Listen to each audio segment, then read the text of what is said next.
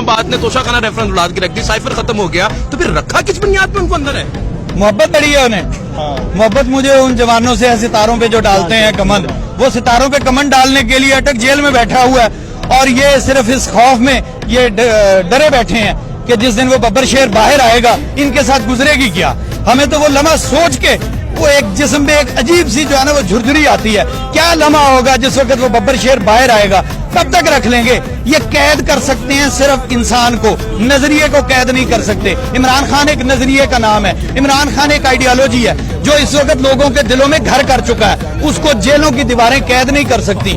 اس کو ہوا کو کوئی قید کر سکتا ہے؟ نہ سانس کو کوئی قید کر سکتا ہے؟ نہیں قید کر سکتا. اسی طرح عمران خان کو یہ صرف اور صرف اندر رکھ کے عمران خان سے گر سیکھ رہے ہیں کہ اس کی خوبصورتی, اس کی شخصیت, اس کی بہادری کا اس سے گور لینے کی کوشش کر رہے ہیں.